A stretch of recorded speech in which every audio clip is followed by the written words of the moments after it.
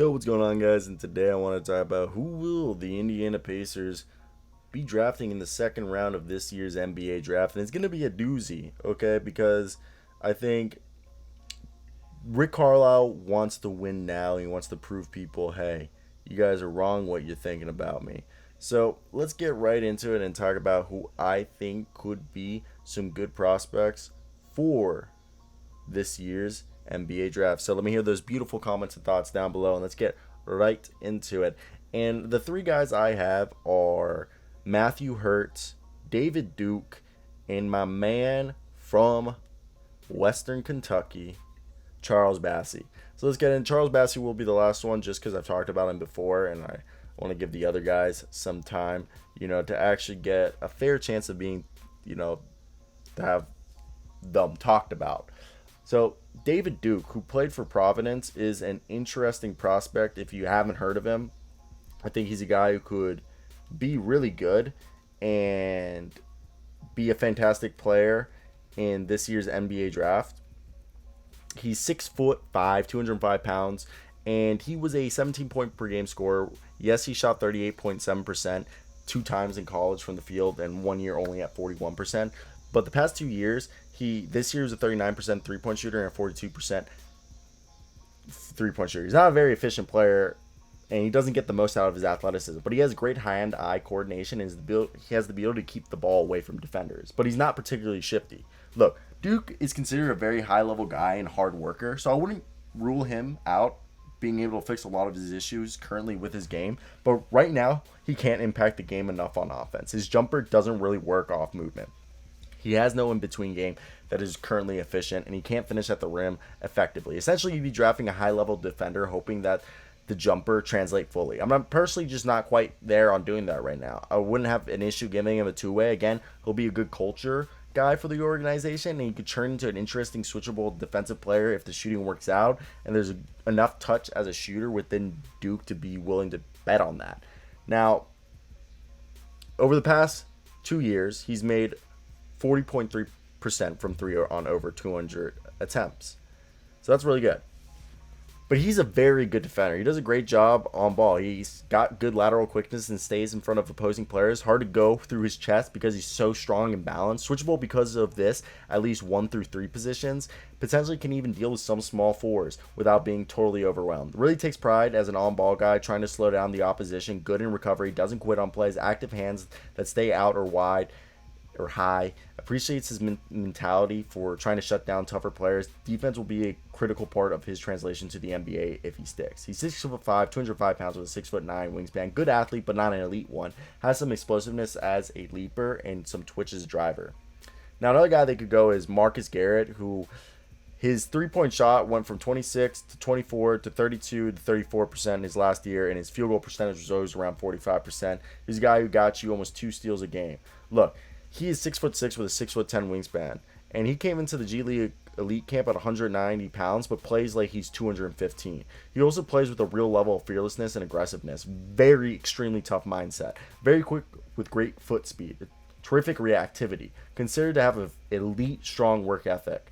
Everything starts on the defensive end for Garrett, an elite defender at the point of attack. He uses his size and length exceptionally well and has great lateral quickness to be able to keep in front of even smaller and shiftier guards. Excellent through ball screens and dribble handoffs, and can get skinny and get through the action. Active and disruptive with his hands, great hand-eye coordination, grips a lot of steals. He strips the ball so much.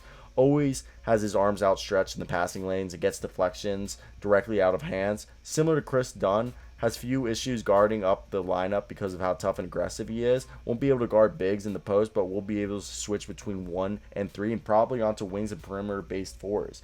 The question simply is whether the offense will be good enough to allow him to get on the court. Garrett does have a really high level quickness and can get to the paint with ease. His shiftiness off the bounce with strong crossovers really has added a strong floater to his repertoire and made 47% of floaters this past year while finishing top 20 in the nation and points scored off of them. And he plays well off of live dribble and doesn't make many overly aggressive errors. Constantly somewhere between the 2-to-1 and the 3-to-1 assist turnover ratio after he moved into a primary ball handler role in his final 2 years at Kansas. Plays unselfishly and doesn't try to do too much in a positive way that'll translate to the next level as a role player. I think it just comes down to his shot is fixable, and if he can't shoot, he's kind of guy who will be like Alex Caruso on a playoff team. Gary is solely about the team, and he does so many different things well. He defends at an elite level with aggressiveness. This is the kind of guy who teams can win with.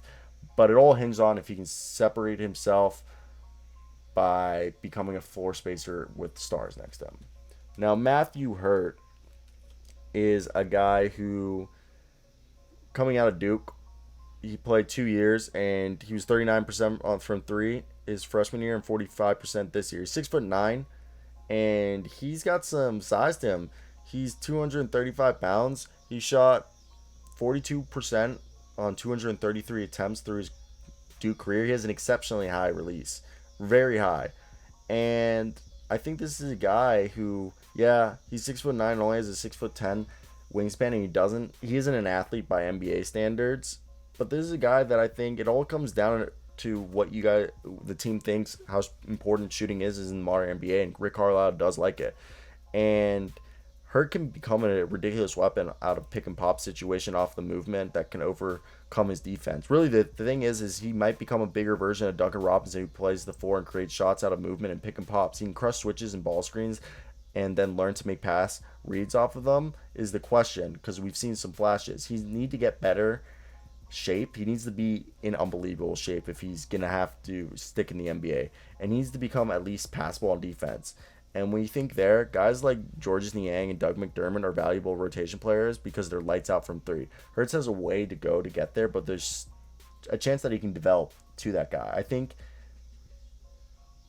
with betting that he could, I don't know. I think he's the guy that you bet at the end of the round if he can put together elite shooting and have some defense. And Charles Bassey, of course, is the last one. Look, Charles Bassey has, not that much, I don't think he'll be a starter, but I think he'll be an elite backup. Like a guy who's basically almost like a six man. I think he's a two-way guy to start because he isn't quite ready to be a backup in the NBA player right now, and we need to make sure those knees are fine through a season in the G League or two. And he only plays drop coverage because he can't do anything else. But I think that if he'd be willing to keep his game simple, none of that crazy off the bounce stuff, and get better at positioning and drop coverage that he's already started, I think if he just becomes willing to just go up and play through physical contact, something else he's improved.